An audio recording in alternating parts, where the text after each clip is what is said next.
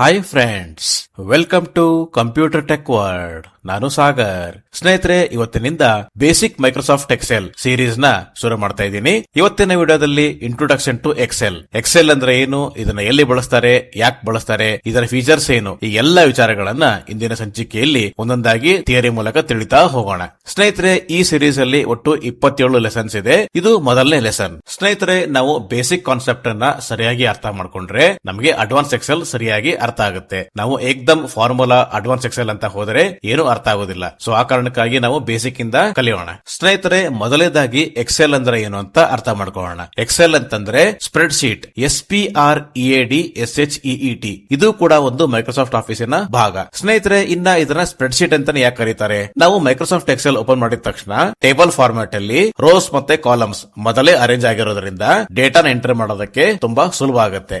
Excel work book ಅಲ್ಲಿ default ಆಗಿ ಒಂದೇ ಶೀಟ್ ಇರುತ್ತೆ. ಸ್ನೇಹಿತರೆ, ಪ್ರತಿಯೊಂದು ಎಕ್ಸೆಲ್ ಶೀಟ್ ಅಲ್ಲಿ 16,384 ಕಾಲಂಗಳು ಇರ್ತವೆ. ಅದೇ ರೀತಿ 10,48,526 ರೋಗಳಿರ್ತವೆ. ಸ್ನೇಹಿತರೆ, ಇಲ್ಲಿ ಗಮನಿಸಬೇಕಾದ ಒಂದು ಅಂಶ ಇದೆ. ಏನಪ್ಪಾ ಅಂತಂದ್ರೆ, ಎಕ್ಸೆಲ್ ವರ್ಕ್ ಬುಕ್ 2003 ರಿಂದ 2013 ರವರೆಗೂ ಡಿಫಾಲ್ಟ್ ಆಗಿ 3 ಶೀಟ್ಸ್ ಬರ್ತಾ ಇತ್ತು. ಆದ್ರೆ ಈಗ ಮೈಕ್ರೋಸಾಫ್ಟ್ ಎಕ್ಸೆಲ್ 2016 ರಿಂದ ಇಲ್ಲಿವರೆಗೆ ಒಂದೇ ಶೀಟ್ ಇರುತ್ತೆ. ಸ್ನೇಹಿತರೆ, ಇವತ್ತಿನ ಮಾರ್ಕೆಟ್ ಅಲ್ಲಿ ಎಕ್ಸೆಲ್ ಗೆ ಪರ್ಯಾಯವಾಗಿ ಸಾಕಷ್ಟು ಅಪ್ಲಿಕೇಶನ್ಗಳಿವೆ. ಅದರಲ್ಲಿ ಕೆಲವು ಯಾವಪ್ಪ ಅಂತಂದ್ರೆ ಓಪನ್ ಆಫೀಸ್ ಕ್ಯಾಲ್ಕ್ ಮತ್ತೆ ಓಪನ್ ಆಫೀಸ್ ಮ್ಯಾಥ್. ಸ್ನೇಹಿತರೆ, ಈ ಓಪನ್ ಆಫೀಸ್ ಕ್ಯಾಲ್ಕ್ ಅನ್ನ ಉಬಂಟು ಅಥವಾ ಲಿನಕ್ಸ್ ಗಳಲ್ಲಿ ಬಳಸ್ತಾರೆ. ಸ್ನೇಹಿತರೆ, ಇವತ್ತಿನ ಮಾರ್ಕೆಟ್ ಅಲ್ಲಿ ಎಕ್ಸೆಲ್ ಗೆ ಇಷ್ಟೆಲ್ಲ ಪರ್ಯಾಯವಾಗಿ ಅಪ್ಲಿಕೇಶನ್ ಇದ್ರೂ ಕೂಡ ಆದ್ರೂ ನಾವು ಎಕ್ಸೆಲ್ ನ ಯಾಕೆ ಬಳಸ್ತೀವಿ ಅಂತಂದ್ರೆ ಇದಕ್ಕೆ ಮುಖ್ಯವಾಗಿ 2 ಕಾರಣಗಳಿವೆ. ಮೊದಲನೇದು ಏನಪ್ಪಾ ಅಂತಂದ್ರೆ ನಮ್ಮ ಸ್ಕ್ರೀನ್ ರೀಡರ್ ಯೂಸರ್ ಫ್ರೆಂಡ್ಲಿ. ನಾವು ಸ್ಕ್ರೀನ್ ರೀಡರ್ ಜೊತೆಗೆ ಇದನ್ನ ಸುಲಭವಾಗಿ ಬಳಸ್ಕೋಬಹುದು. ಇನ್ನ ಎರಡನೇದು ಏನಪ್ಪಾ ಅಂತಂದ್ರೆ